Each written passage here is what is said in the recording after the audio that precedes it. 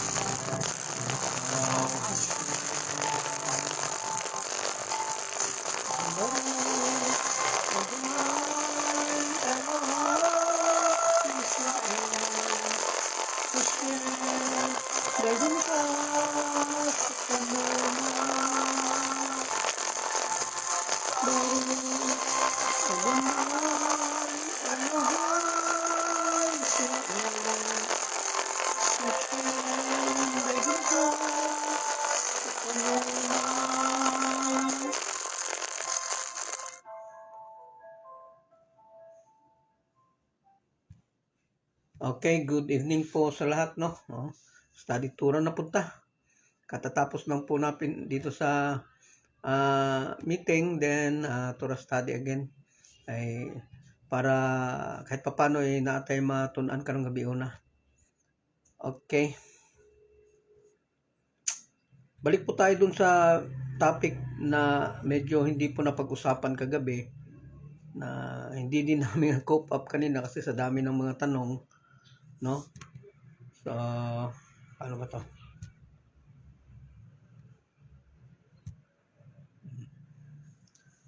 Okay. So actually yung topic namin kagabi is yung patungkol doon sa resurrection of the dead, no? Wherein napunta po doon sa ibang topic.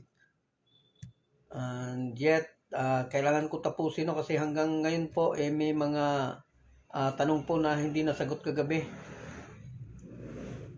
Then, ito nga. So sabi dito sa Midrash Rabbah, Genesis 95, just as a person goes, he will return. So, ang tao umalis, then kailangan bumalik. So, if he died blind, kapag namatay yung isang tao na buta, no, yung hindi nakakakita, or deaf, or hindi nakakapagsalita, no, he will return blind, deaf, or mute. So kung ano siya, nung namatay siya, babangon din siya. Kung ano siya, kung kuba siya nung namatay siya, pagbangon niya, kuba din siya. Then sabi ni God, let them rise as they went, and afterwards, I will heal them. So, gagamutin ni Hashem. Kasi anong gagamutin kung pagbangon, wala nang diferensya? Halimbawa, yung tao, walang paa. Babangon yan siya na walang paa. Then, pagkatapos niya bumangon na walang paa, pagagalingin siya ni Hashem. So, kapag pinag-usapan natin to, patungkol po to sa taong namatay at saka doon during the time of the resurrection of the dead. O doon sa Tikiyat Hamisem. So, kailangan po talaga na pag-usapan to kasi dumadami po mga tanong dito. Dumadami pong mga tanong. So, dito nga pala ako sa Manila ngayon, sa Taguig. Tatapos na namin kanina. Then, maraming mga kapatiran na naandito. Maraming mga bago. Yung iba kahapon nandito, hindi nakabalik. So, yung mga hindi nakapunta dito kahapon, nandito ngayon. So, according to Midrash Rabbah, Genesis 95, na the very body that died will be resurrected. So, hindi po to yung patungkol sa kapag ka namatay, ibig sabihin mag-resurrect kaagad, hindi pa po. Yung resurrection po na sinasabi dito is yung patungkol po dun sa resurrection of the dead, wherein mangyayari po yan doon at the gate of Ulam Haba. No? So, pagkatapos po yan ng Gugumagog. Okay? So, according to every man's Talmud, no? Kasi andun yung tanong ano ba kamatayan? Bakit yung mga tao takot dyan? Ano ba ibig sabihin yan? So, dun sa Babylonian, dun sa Every Man's Talmud, page 73, sabi na ang death, according to tradition, there is a minuscule bone. So, ang tawag po dyan yung sinasabing minuscule bone, may isang maliit na buto, no, in the upper spine called the loose bone. Bakit pinag-uusapan natin itong buto kapag pinag-usapan natin yung resurrection of the dead? Kasi yung start talaga ng resurrection of the dead is magsisimula po yan doon sa loose bone. Ewan ko kung saan banda yan, dito siguro yan o doon sa baba, hindi din ako familiar dyan, no? Hindi sinasabi, yung ibang tao nakakaalam yan o kung saan yung saan yung sinasabing loose bone. Isa tong bone na indestructible, na hindi napipino, hindi na So sabi dito na it is from this indestructible bone that God will reconstruct the entire body. Mula daw doon sa sinasabi nating loose bone, doon daw magsisimula ang resurrection of the dead. So then, when the time arrives of the resurrection of the dead, yes, so it is from the destructible bone that God will reconstruct the entire body when the time arrives in the resurrection of the dead. So, bago sa lahat is, yan siya, isa yan siyang buto na hindi naaagnas, hindi na nagiging lupa, na kung saan, yan siya, yan ang gagamitin sa resurrection of the dead. Kaya lang may problema dyan Kasi may mga informal death na po na nangyayari po dito sa atin. Andun yung sinusunog, andun yung... Pero yung lost bone po, hindi po yan siya na nawawala kahit nasunugin. Kaya lang ang problema dun sa dun sa cremation is yung buto is Pilipino pa eh. So ang tanong kung Pilipino yung buto, nawala ba ang lost bone? So hindi pa din. Hindi pa din dahil pwede siyang i-reconstruct kasi siya. Pwede siyang i-reconstruct una pero hindi kasi ang problema kasi diyan kapag yung sinasabing loose bone is na pino na una-una, bawal po ang cremation. Hindi po advisable ang cremation na pwedeng siya po ang magiging dahilan kung bakit hindi makakapunta ng gihinom ang isang katawan. Grace Mowley, bro, follow-up question lang po, continuation doon sa lesson kahapon about nishama. Once a person died, the nishama po ay lilinisin sa gihinom before bumalik kay Hashem. Nabanggit nyo din po kahapon ito, nabanggit nyo din kahapon ito, then ang nagpaparamdam sa loved ones aside sa Ruach and Nipish. Okay, yes, kasi ito po yung maliban dun po sa Nipish na nagpaparamdam siya, itong Nishaman na to is meron po yan siyang connection sa dito sa katawan ng tao, dito sa spiritual side ng tao. Kasi bakit umiipekto yung sinasabi na good and bad doon sa soul na naandun sa gihinom? Kasi every time na magsasalita ka ng maganda patungkol doon sa namatay na naandoon sa gihinom is bakit lalamig ang gihinom kapag maganda yung sinasabi niya? Pero kung pangit naman ang sinasabi, umiinit para sa kanya yung gihinom. So, ibig sabihin, may connection po yan siya. At ang apektado po niyan is actually ang neshama, hindi po ang nipis, hindi po ang ruach. Pero, meron ding apektado ang nipis na iba aside dun sa doon sa iinit at saka sa Ang neshama may affected siya, yung nipis affected siya. Kasi pwede kasi siyang magparamdam eh. Yung nipis na yan, pwedeng magparamdam yan. Halimbawa, medyo galit na namatay kaya siyempre naiwan man dito ang nipis, then galit din ang nipis kasi yun yung attitude mo eh. Ngayon kung galit ang nipis, ang mangyayari dyan dahil sa galit niya magkakaroon po siya ng power. Kaya niyang pagalawin ang baso, kaya niyang magpagalaw ng mga bagay na kalaunan po na dahil sa galit niya pwede siyang maghulog ng baso, magbasagin yung picture na nasa dingding. So pwede po yan siya. While yung nishama ang pagpaparamdam, ang affected siya is kapag kami sinabing maganda, pag may sinabing hindi maganda, so lalamig at iinit ang gihinom para sa kanya. So pareho po silang may affected. So salamat dun sa tanong kung hindi ka pa po sis kontento dun sa sagot, pwede ka pong mag tanong ulit o follow up na dun sa tanong mo. Salamat sa tanong Grace Maul. Okay? So yun nga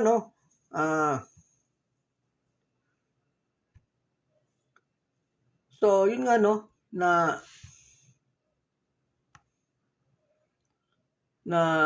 ang pagbabasihan po sa resurrection of the dead is ang lost bone. Ang problema kung cremation. So kahit na merong lost bone yan, kasi ipinino ipino kasi nila yan. Galingin yan siya. O pag nagaling yan siya, naging pino yan siya. So ang lost bone hindi nawala, andyan pa din, kaya lang napino. So yung lost bone na yan is hindi po yan siya mabubuo doon sa resurrection of the dead.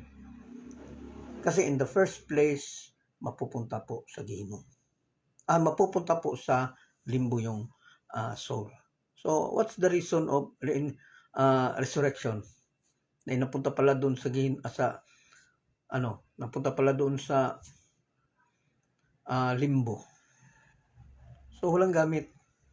So kawawa talaga yung isa sa mga rason diyan na hindi talaga pwede ang kasi ang idea po kasi sa pagkamatay may aalis, merong aalis, meron ding ipapanganak. Merong mamamatay at meron ding ipapanganak. So death will actually produce life. Kasi kapag ka naging lupa ka, magpuproduce po yan siya ng life. Kagaya ng tanim. Subukan natin magtanim sa isang kaang na lupa na galing doon sa tao. Napatay. Di ba taba-taba ng gulay or puno? So it produces life. So while yung sinasabi nating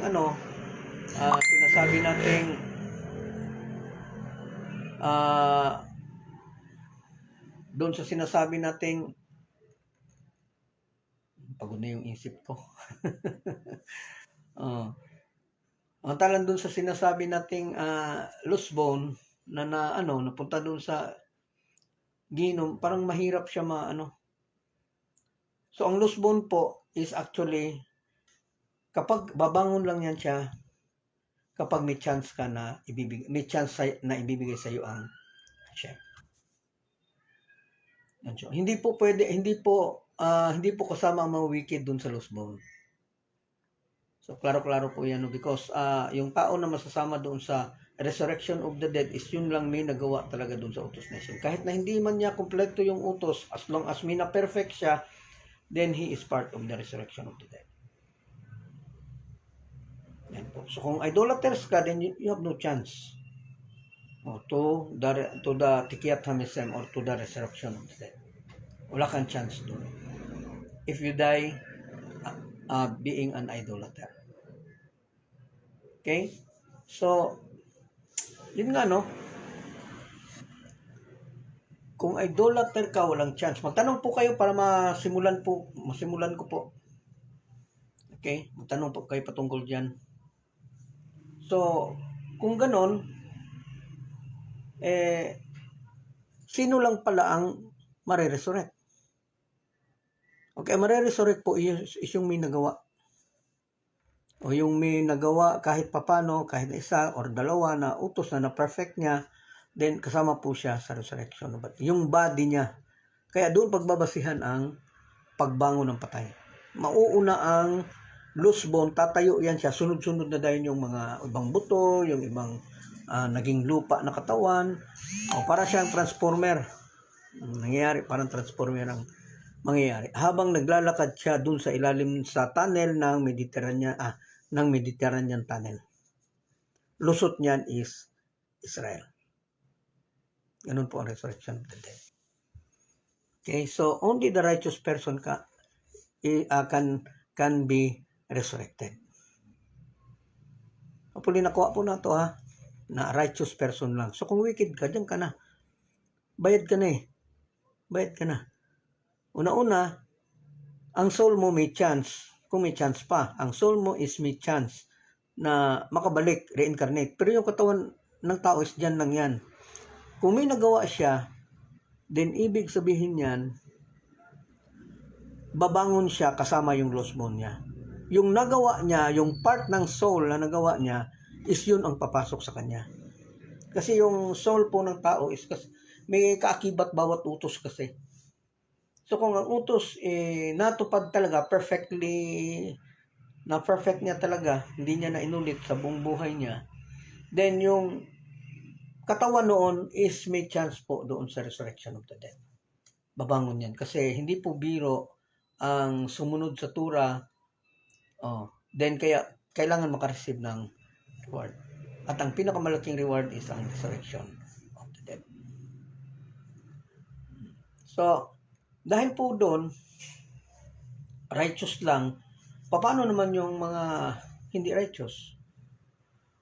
So, yung mga hindi righteous is actually ang mangyayari po sa kanila is hindi sila babangon. Hindi na din sila bubuhayin para bigyan ng pain. Kasi, what's the purpose of Hashem of giving him punishment? Samantalang lahat naman ng kasalanan mo bayad during death. Kasi doon sa death is may punishment po siya, yung tinatawag ng mga Hudyo na pain of death. So bayad ka. Sa panahon na mamatay ka, bayad ka. Then, ang soul na pupunta doon sa Gehinom is yung soul lang na kayang linisin ng Gehinom. Yung soul lang na kayang linisin ng Gehinom. Kasi may mga soul na hindi kayang linisin ng Gehinom. Yung masyadong malalaki ang kasalanan. Okay, ang cremate aki yung wala ba siyang chance na sa resurrection? Okay, sagot ko lang no. Walang chance ang na-cremate sa resurrection of the dead. Kasi hindi nasunod yung hindi nasunod yung tradisyon. Ang tradisyon, galing ka sa lupa, balik ka sa lupa. So, galing ka sa lupa, dapat huwag mo sunugin yung buto kasi babalik pa yan sa lupa. Ang problema, sinunog ang katawan. So, ang nangyari ngayon, pagsunog katawan, buto matira, igipino. Doon pa lang sa pagsunog sa katawan, wala na, talo na. Talo na ang tao dyan. Kailangan na siya na, kailangan habang buhay pa, maintindihan na huwag talaga magpag-cremate. Okay? So, maghanap ng libingan, so kahit saan, kahit ang public cemetery, wala naman tayong magagawa kasi wala naman tayong, wala naman tayong cemeteryo, then, tiis tayo doon sa cemeteryo ng Katoliko, ng mga ibang-ibang kuan. Ang importante lang na maging lupa talaga tayo. Kasi ang lupa po, pwedeng tamnan ng tanim. So, it creates life. So, while yung abo, dahil sinunog yung katawan, do not create life. So, maglagay ka ng abo doon sa loob ng Then, magtanim ka, di ba? Hindi, siya. Hindi siya tutubo. So, malaki ang problema kapag cremation. Kaya, kailangan talaga na pagsabihan talaga yung mga anak natin, asawa, husband, na kailangan sumunod talaga sa Torah. Then, isunod talaga yung proper guide doon sa paglilibing. Kasi kung hindi po yan masunod, wala po makakatulong para mailibid po yung soul. Okay, so salamat dun sa mga tanong. So, the order of Messianic redemption. Kasi dito sa mula nung War of Gog and Magog, is ito po kasing War of Gog and Magog, isang war po ito against Israel. Grace Mauli, sitwasyon kung saan nakakatapos na ang soul kaya siyang sa katawan na reincarnate kaysa mga katawan na na-reincarnate, halimbawa 50 times na siya bumalik, so 50 bodies din ang pwede mas-resurrect. Yes po. So kung ilang resurrect ka, kung ilang reincarnation ka, kasi hindi mo nga ma-perfect, so balik ka ng balik, kailangan mo ma-perfect, then kailangan mo ng body. Kasi hindi po makagagalaw ang soul kung wala ang body. So para masunod mo yung utos na kulang sa iyo, di kailangan mo magkaroon ng another body. Salamat sa tanong, Grace Mode. Okay? So mula doon sa War of Gog and Magog, magkakaroon ng war, and the Mashiach, then Joseph will die in front of Jerusalem, and after that the war, killings of millions of Jewish, Kasbi Shalom, huwag lang sana. Ang mangyayari po sa kanila, 2/3 po ang mawawala. According to the prophecies sa Ezekiel 39. So, ang mangyayari po is, mamamatay po ang 2/3, Kasbi Shalom. Then, only 1/3 ang matira sa Gentile. Asa sa Jewish. Then, ganun din po sa Gentile. Automatic po yan, 2/3 ang mawawala. Then 1/3 lang matitira. So, dahil 1/3 na lang, konti na yung tao kahit papano. Konti na yung tao kahit papano. Then, after nyan, magkakaroon po ng declaration during the time of the Moshiach, magkakaroon po ng war against the nations, against Magog, Gog and Magog. Ang Israel po ang Israel, at ang Gog is actually, sabi ng mga rabbis, is the head of the Rome. Siya yung head of the Rome. Ang nakaganda sa kanila is magsasabit sa kanila ang mga Muslim para lang awayin ang Israel. So, kalaban lahat ng Israel, pati yung mga Amerikanong yan, magiging kalaban yan doon sa dulo. No? So, kaya di nga natin maiwasan na yung Israel medyo alok doon sa mga Gentile kasi nga walang ginawa itong mga Gentile kundi maghabol doon sa kanila. Kaya minsan kailangan din natin silang intindihin, no? So, yun nga, no? Na siya, resurrection of the dead na. So, doon sa resurrection of the dead is may nagsasabi po na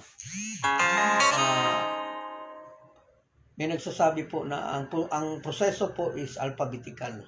So, letter A lahat. Merong ganyan po. Then, meron din pong alphabetical, meron din pong proseso kung saan sinasabi na depende sa level of righteousness. Regardless kung anong klaseng tao ka. So, may proseso po, no, kung paano mag-take into place ang Messianic redemption. So, ganito po.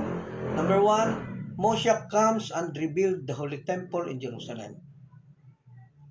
So, kasi talong-talo ang Israel from the first battle with Mashak ben Yosef.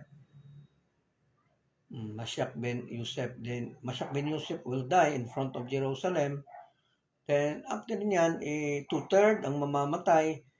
Then, yun, Moshiach na ang titindig. So, pagtindig po ng Moshiach, ang trabaho po niya is to rebuild the Holy Temple. Kasi kung wala po ang Holy Temple, wala ang Mishkan, wala ang Tabernacle, wala ang Minura, wala po lahat. Mawawala po lahat. So, dahil i-rebuild ang Holy Temple during that Messianic redemption, so the ingathering of all the exile will then follow. So, mauna po ang pagpapatay ng templo. Kaya nga, isa po sa palatandaan din natin noon na kung andyan na ba ang Mashiach is actually na andyan, makita mo na physical if andyan na, natatayo na ang templo. Okay? Huli na, habol po natin, no? Tayo ang templo. Then, after nyan, in gathering the exile, sumao na pala yung templo, no? Kaysa in gathering the exile. Then, after dyan is the resurrection of the dead will occur 40 years after the exile return to the land of Israel. So, meron na pong timeline na binigay na mula ng tumayo yung Moshiach, may resurrection of the dead, no, after exile return to the land of Israel. Okay. The resurrection of the dead will occur 40 years. 40 years. 40 na taon po. No, galing sa pagtindig ng Moshiach is resurrection of the dead na. Kaya pala nating antayin, no? Wala na. 100 na ko noon. Ngayon pa lang 50 na, wala nang ipin. So, wala nang matira kapag 100. So, the resurrection of the dead will occur 40 years after the exile, then return to the land of Israel. So, Tzadikim, the saintly righteous men and women of the generation are in exception to this rule. They will be resurrected immediately with the arrival of Moshiach. Okay, ganito po. Ito po, may dalawang Moshiach po kasi na inaantay yung mga Jewish. Una, the Moshiach ben Yosef. Ang pangalawa is the Moshiach ben David. So, itong Moshiach ben Yosef is, ito yung haharap, isang tao to, flesh and blood, na isang flesh and blood siya na malaking tao sa gobyerno. Na siya ang aaway sa away ng Israel. Kaya lang, medyo siya prophesied na mamamatay siya during the war. Kasbi Shalom. So, dahil mamamatay siya, after pagkamatay ng Moshiach ben Yosef, mamamatay din po. Kasbi Shalom again. Tabukon, 8 kalaw. Sabi nila. Israel will also be destroyed. 2/3 outright yan ng pagkamatay ng Mashiach ben Yosef. Outright, mamamatay din ang 2/3 ng Israel.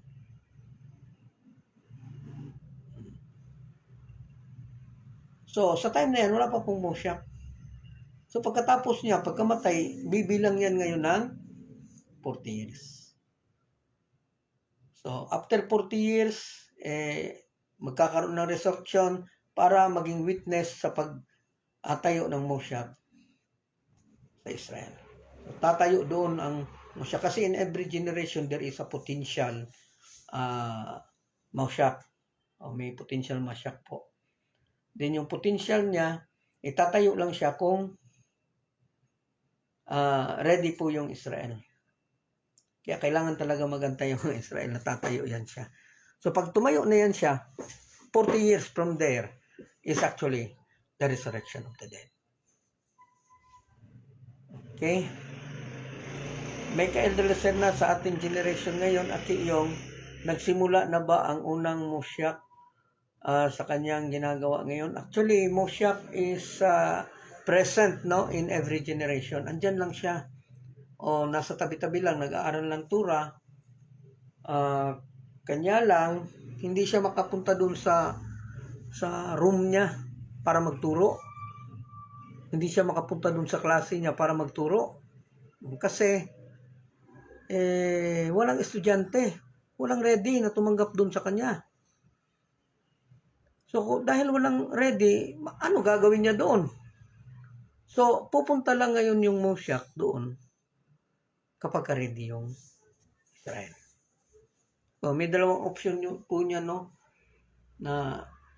yung pagdating ng first option, yung positive option niya po is ito po.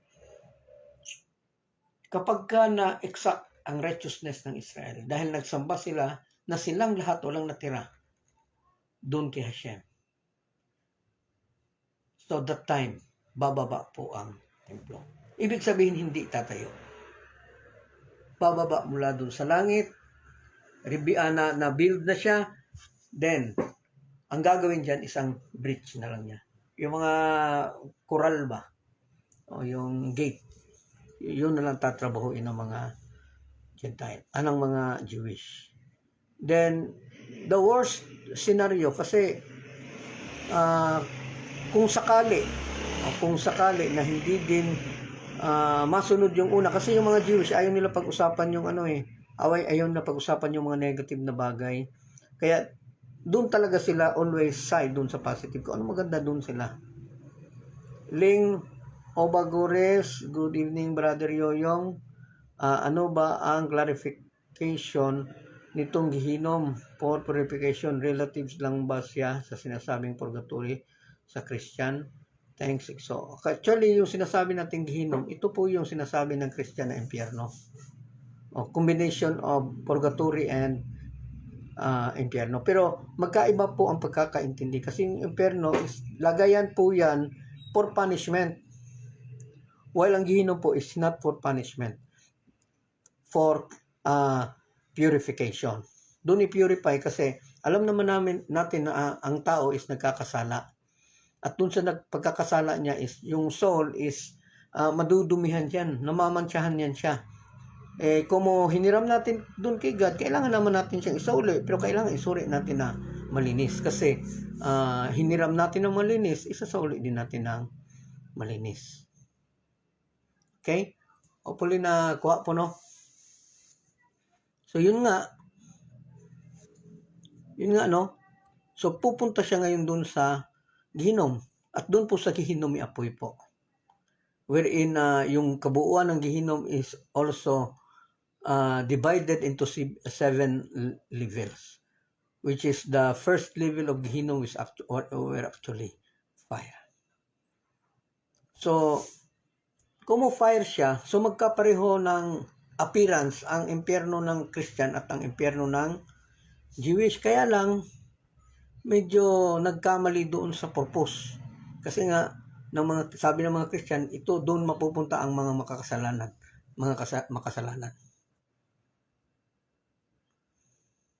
Ito punta ang makasalanan to punish them. O while yung mga Jewish, hindi po. Kasi yung kasalanan, tapos na po yan nabayaran sa panahon ng mamatay siya. Kaya nga nagkakaroon nga ng pain of suffering. So, muli nakuha po ninyo ha. So, ngayon, itong gihinom na to, isang taon lang ang patay dyan. Pero yung iba, sa Christian understanding yan is lalangoy ka dyan forever. So kung ganyan, lalangoy ka sa forever, sino yung mariresurrect para i-punish again? That is double jeopardy. No, hopefully nakuha po natin, no? Medyo inaantok talaga ako kasi pagod ako sa pero pipilitin po natin kasi maganda yung topic eh. So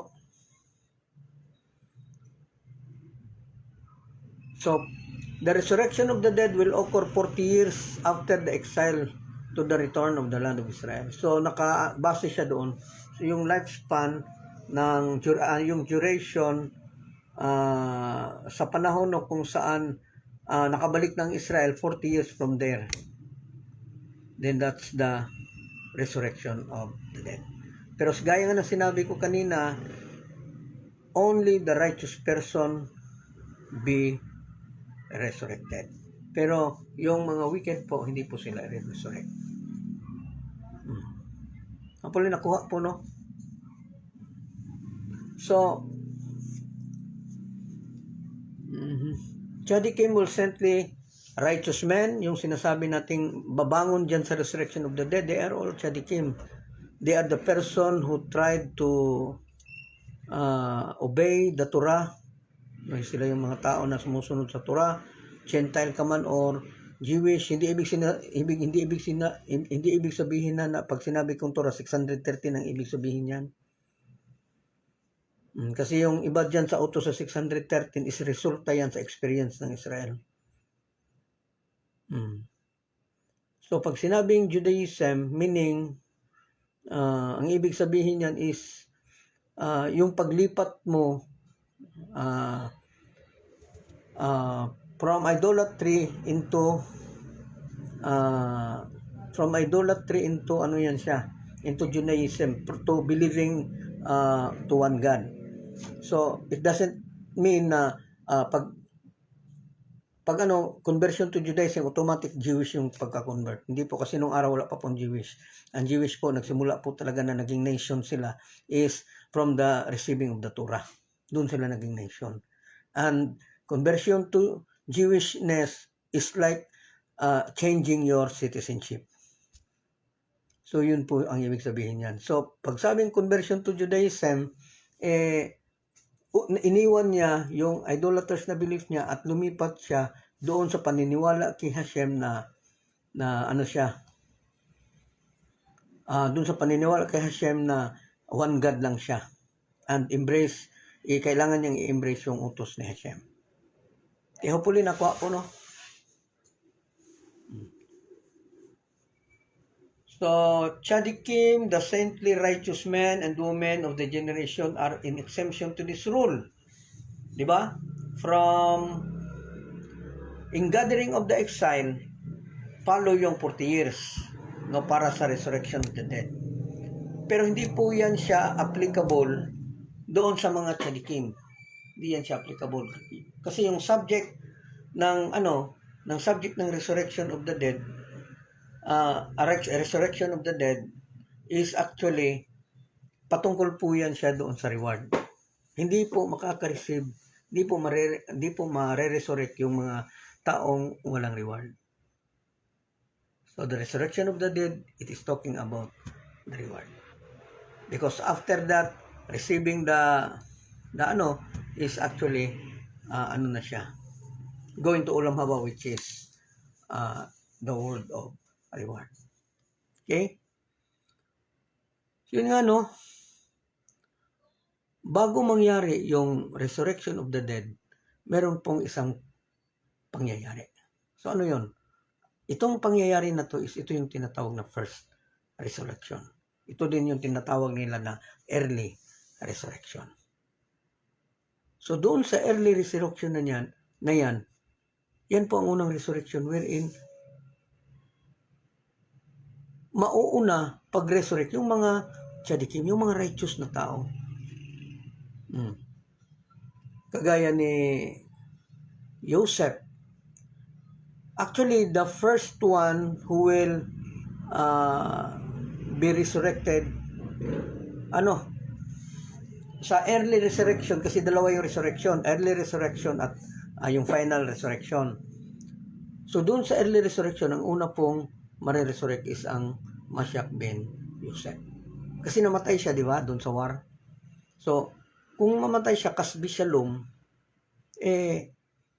siya din ang unang i-resurrect during the Moshiach time. Then followed with Joseph, yung king sa Egypt.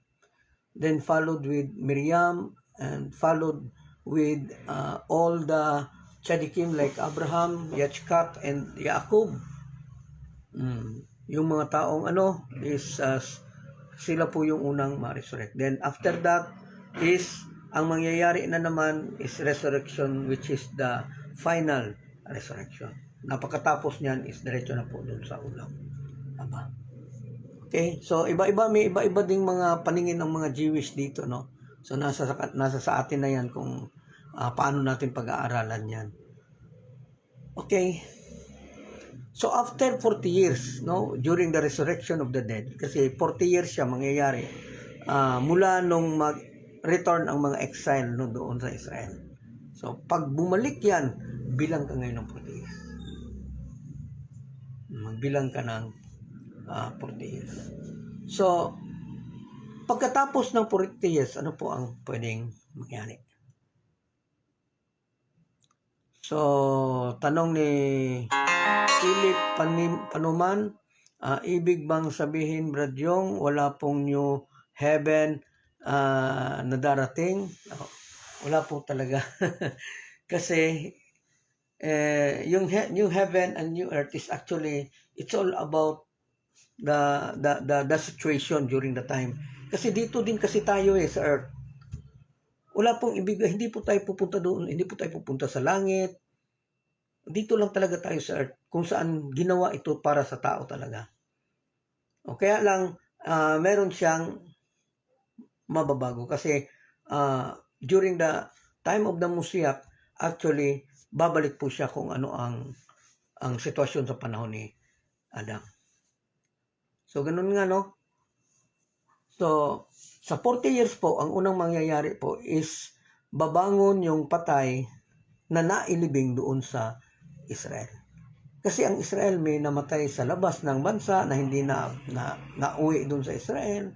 Ang iba doon sa Europe kasi doon na nakatira sila.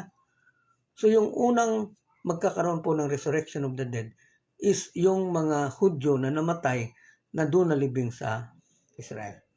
So lahat po sila po ang unang babangon. Kasama po dyan ang convert, of course.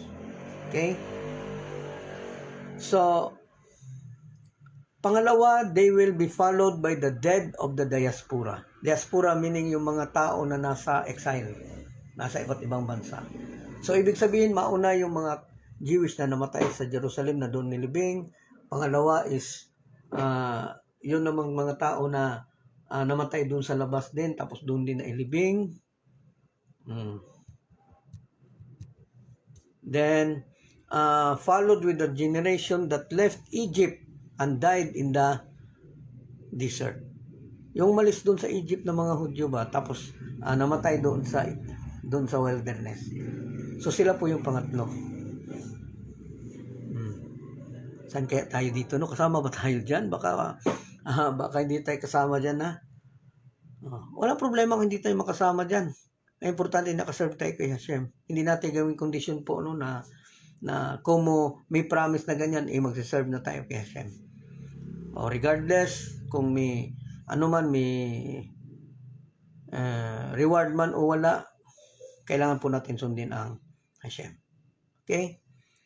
So, followed with the nation that left Egypt and died in the desert. Last of all will rise the patriarchs and matriarchs. So, marami pa po ito, 8 ito siya. Doon po din makikita yung mga righteous nung unang araw, wherein malalaki din yung mga sakripisyo nila. Ang pinag-uusapan lang po kasi dito sa topic is yung sa side sa mga Jewish. Pero kung in general term, lalo na ng turo ng ibang mga is andun yung mga naging martyr sa paniniwala, yung mga Noahide na naging righteous din. So kasama sila like Abraham, like so babangon yan lahat. So lahat ng mga tao, Jewish o hindi Jewish, is babangon yan during sa resurrection of the dead, but only the righteous. Yung mga hindi righteous, kasi bagdoy-bagdoy, wala yan. Kulang yan. Okay? So itong mga sinabi ng 4, actually, may mga categories din yan. Kasi the more righteous a person, the more righteous yung individual, so sila po yung ma-resurrect before the general population.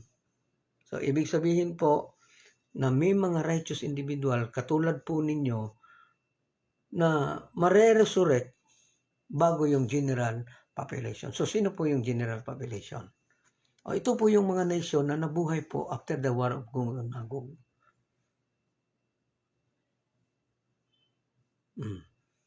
Nakuha nyo po na itong sinasabi dito na general population, ito po yung mga tao na hindi man siya naging righteous enough, pero kahit pa paano may nagawa, kasi ang body kailangan bigyan ng reward talaga kasi nakagawa siya, kahit pa paano nakagawa siya, sinakripisyo niya ang sarili niya para makagawa lang ng isang utos perfectly. Kaya nga sabi ng mentor natin, kailangan po natin na magsiguro talaga kahit isa. Kahit isa. Kung hindi, ibig sabihin na isa lang din talaga din yung sundin. Gagawin natin, may sulat po ang mentor, basahin ko, dito sa yung tumunog po, galing sa mentor. So, Michael Schulman. So, marami. So, yung sabi ng mentor, yung message niya is, masaya daw siya at nakasali siya kanina dun sa gathering natin kanina. And we congratulate the brethren in Manila. Kasi kahit papano, kahit na medyo kulang kami sa oras, andun talaga sila para mag-attend.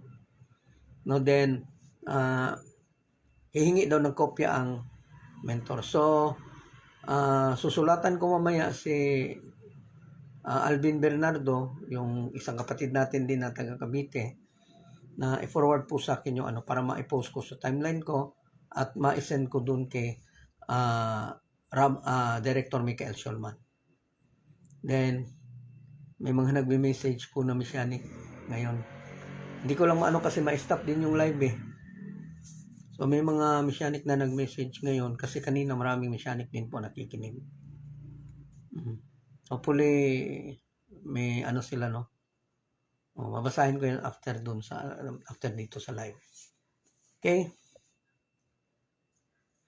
So, yung general population, balik tayo dun sa general population, is ito po yung mga tao na individual na nakasunod kahit na isa man lang na perfect talaga nila nasunod. Kaya nga may mga rabbi na nagsasabi, make sure you can do even one laws na perfectly talaga. Kasi kapag nangyari yan, then makakasama ka dun sa ulam haba. Kasi ito yung sinasabing general population. Kasi kahit na isa lang yung natupad niya, hindi ibig sabihin na iwanan mo yung iba. Tutuparin mo pa rin, pero kailangan siguruhin mo talaga na may isa kang perfect in this lifetime. So, pagka ganun po, sigurado po, assured po doon sa resurrection of the dead. So, ibig sabihin, pag nasama ka doon sa resurrection of the dead, automatic yan. Kasunod yan, ulam ba?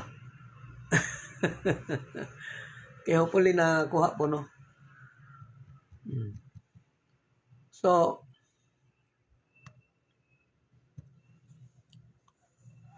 among these righteous individual, yung itong kasama sa mga general population, those who were primarily preoccupied with Torah study will take precedence over those whose fourth was mitzvah observance. Okay, ganito po yan ha. Pagkatapos ng patay sa loob ng Israel, patay sa labas ng Israel, then after that, yung individual naggaling doon sa general populace, ang kasunod po niyan is actually yung nag-aaral ng Torah study. So kahit saan dyan sa general at saka sa Torah study din, we are assured. Kaya huwag talaga mag-aral ng Torah. Mag-aral talaga ng Torah kahit na ganito na naantok na ako, pero dahil napagod talaga, no? Dahil sa buong hapon po tayo nagsalita, doon din ang pakikisama din natin, nakikiano din tayo doon halubilo sa mga kapatiran. Kaya medyo napagod po. Okay, pero okay lang yan. Then, yun nga, no? Yung with Torah study and precedence over those who fourth was mitzvah observance. Then the Midrash also expresses another opinion whereby all the dead will be summoned to life via an alphabetical roll call. So, ito din sa na yung pagtawag is maybe alphabetical, okay? Ling, ang ganda kung magkaka-perfect ng isa sa 7 laws. So, yeah, actually nag-advise sa akin diyan ng rabbi, may rabbi na nagsabi po sa akin na what is the secret of going to para maka-join ka doon sa resurrection of the dead. Kasi pag may natupad ka na isa, yung natupad mo, ibig sabihin may soul yan nakatapat doon sa taas. Kailangan niya pumasok doon sa katawan para maka-receive ng reward yung katawan na yun. Puli na kuha po ninyo. So, kailangan siya ma-resurrect. So, ibig sabihin, ang katawan na yun na kahit sinunod niya ang 7 pero hindi niya na-perfect, isa lang na-perfect niya, then granted siya ng resurrection of the dead. Kaya sabi ko, habang ginagawa natin yung 7 laws, pero napakahirap naman, magsiguro tayo ng isa talaga. So, alam nyo ba kung ano ang pinakamadali doon sa 7? May isa dyan na pinakamadali. Ano yon, Brother Yong? Kung nalang magtanong kay mo mga tana. Wala man nagtatanong. So, ano yun, Brother Yong, pinakamadali? Ito pong do not eat the limb of the living animal while the animal is alive. Yan po. Kasi dati na tayo hindi kumakain ng buhay di ba? Kinakain talaga natin patay. So, may problema kasi yan. Kasi kapag na siya, Michael Schoolman, thank you. Okay.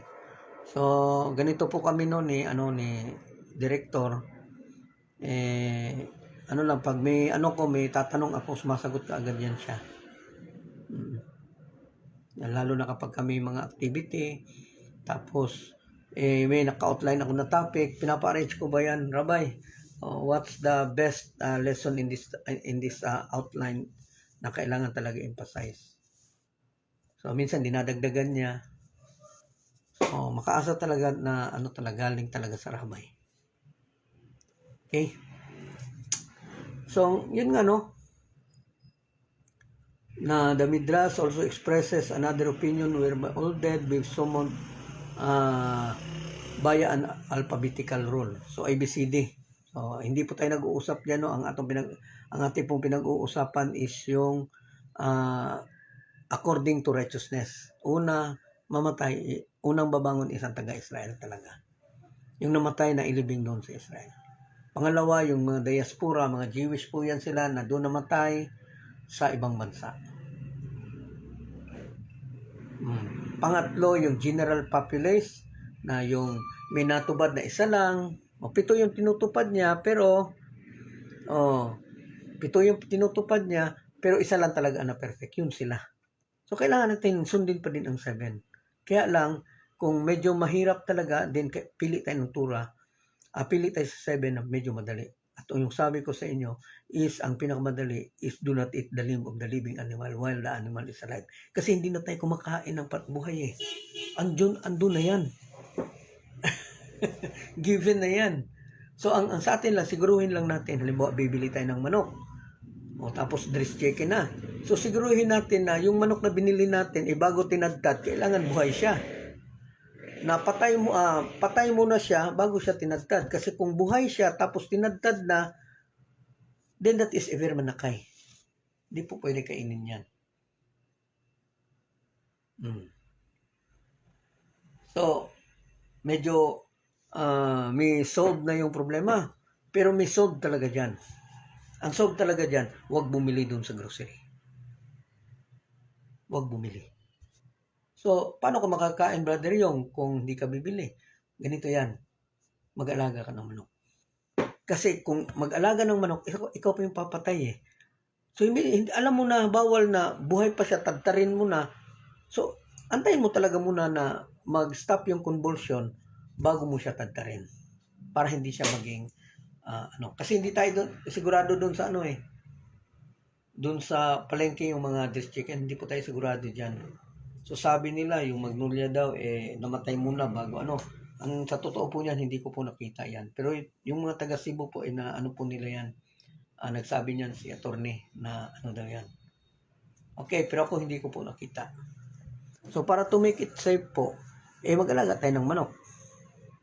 Din tayo na yung magkatay or ipakatay natin, at least nakita natin na kasi kalimitan, may mga tao din kasi na ayaw katayin yung alagaan nila. So bili ka ng manok, ipakatay mo sa kanila, pero wag mong ipatadtad hanggang meron pa siyang convulsion. Kasi yung convulsion yung ganun-ganun niya, is yun yung sign na meron pang life. To respect life. Okay?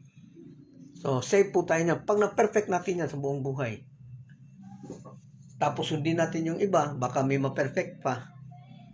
Kung wala naman, sabi ng mga rabbis is assured ka to resurrection of the dead. Kasi kailangan mo mag-receive ng reward. Muli na kuha po. Ganda naman, nakaka-perfect isa.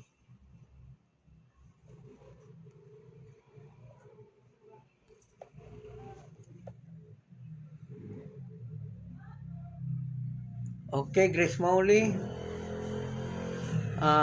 Pwede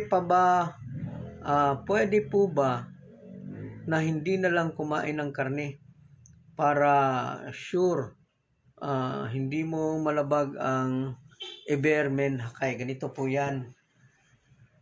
Kasi magkakaroon po tayo ng kasalanan sa katawan po natin na kung gusto sa katawan natin kumain tapos inaayawan lang natin dahil dahil lang sa utos na yan.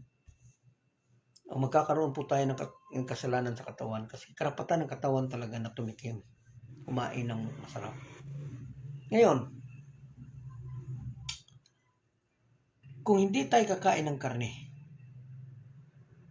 paano natin matutupad ang do not eat the limb of the living animal while the animal is alive? Utos yan eh. Do not eat. Ibig sabihin, mag-i-eat ka talaga. Kaya lang siguruhin mong patay.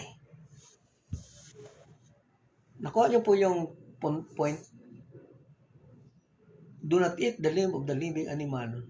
So, ibig po sabihin na kailangan kang mag-eat. Pero kung hindi ka mag-i-eat dahil ayaw mo, wala pong kasalanan din doon. Wala ka din kasalanan doon kasi hindi mo matanggap sa mo. May kapatiran kasi tayo na hindi kumakain talaga din ng karne. Hindi dahil sa religious purpose, kundi ayaw niya lang talaga ng karne kasi siya, nasusuka daw siya. So, that's a valid reason po.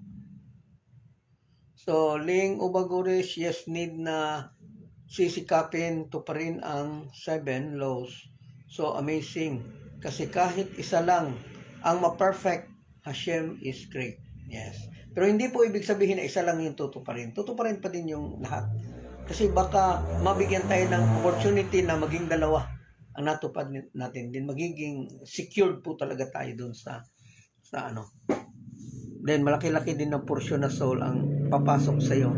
Dahil every soul, every tura po na natupad po natin is may kaakibat po na soul na katapat yan. So pag natupad ninyo, halimbawa halimbawa yung yung utos na do not eat the living animal, sila yung papasok sa katawan na nakasunod doon. Hopefully nakuha po.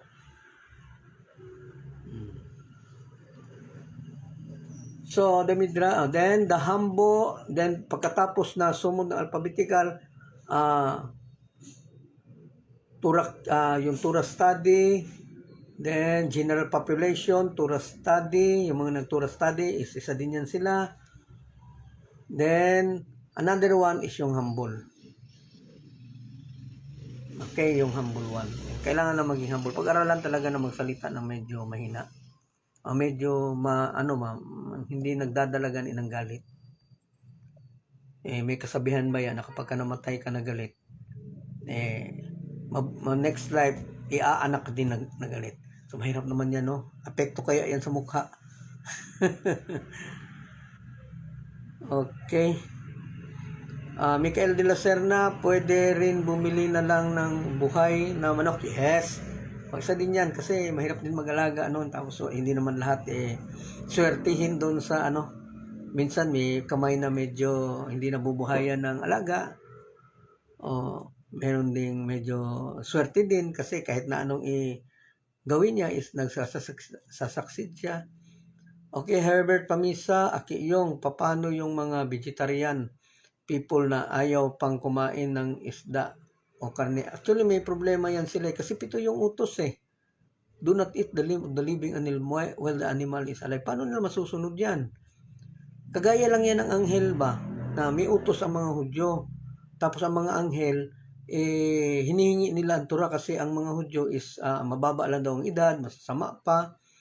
So, sinagot ni Mose. Ang Tura po is hindi para sa mga anghel. Para talaga sa tao yan kasi kailangan to pa rin yan. Ngayon, kung aangkinin ninyo, paano ninyo matutupad ang Tura? Pag sabi sa Tura na honor father and mother, paano nyo masusunod yan? Hindi talaga nakaimik ang mga Hudyo, ang mga anghel. Kasi paano sila mag-honor father mother? Wala naman silang father mother.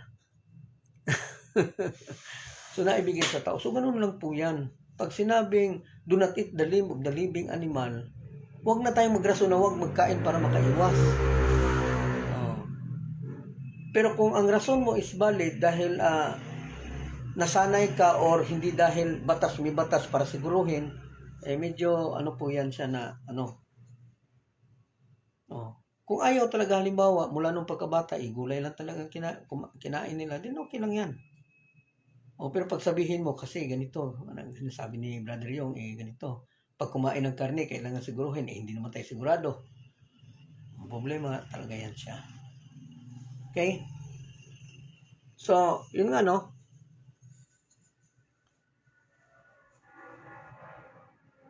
Saan ba tayo? Okay, repeat question. Di ba hanggang times lang tayo pwedeng ma-reincarnate? Repeat question lang.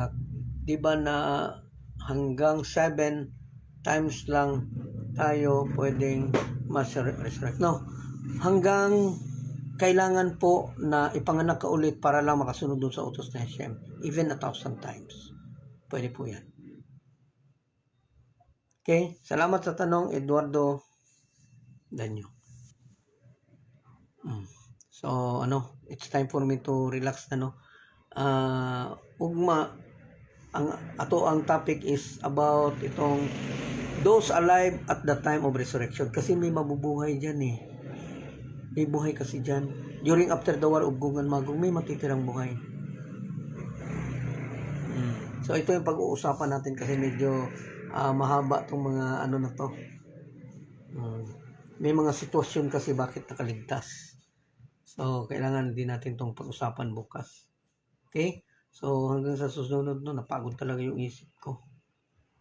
Kailangan ko magpahinga. So, hanggang sa susunod, magandang gabi po sa ating lahat. We give thanks to you, Lord, our God, that you place our portion with those who sit in the study rooms, and that you did not place our portion with those who sit in the street corners. For we wake up early, and they wake up early. We wake up early for words of Torah, and they wake up early for empty words. We work hard, and they work hard. We work hard to get reward, and they work hard and do not receive reward. We run and they run. We run to life, in order to come, and they run to the pit of destruction. Amen. You who dwells in the shelter of the Most High, who abides in the shadow of the Omnipotent. I say of the Lord, who is my refuge and my stronghold, my God, in whom I trust, that he will save you from the ensnaring trap, from the destructive pestilence. He will cover you with his pinions, and you will find refuge under his wings. His truth is a shield and an armor.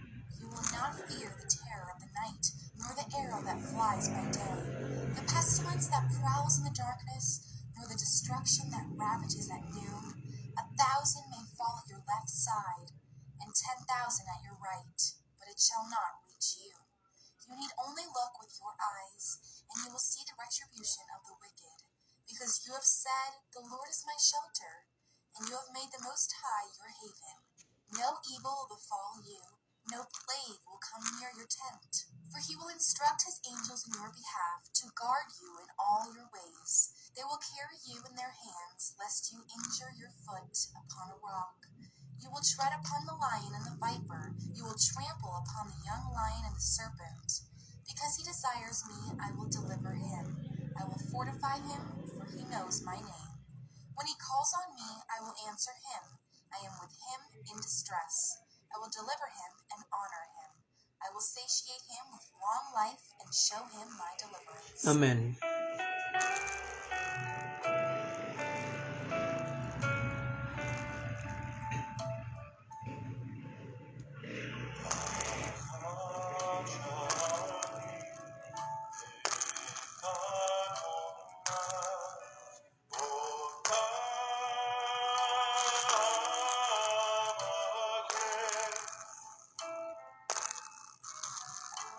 Shiti beveta dona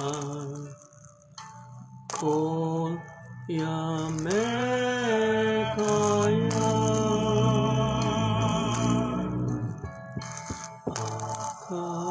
akashati meeta dona ota abake shiti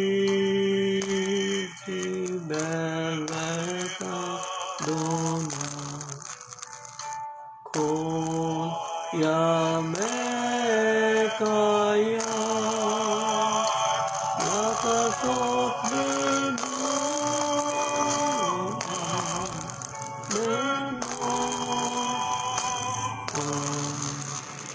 beno amadona lakazot beno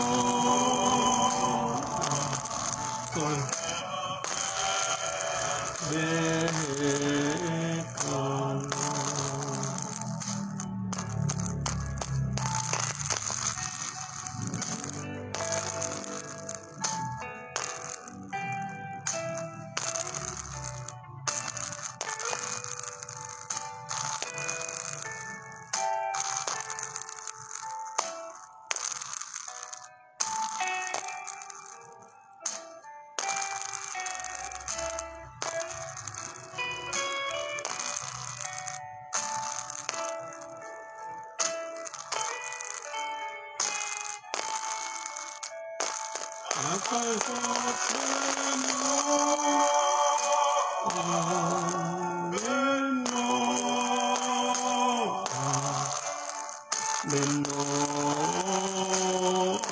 Amadonai, Akasot Benno, Benno,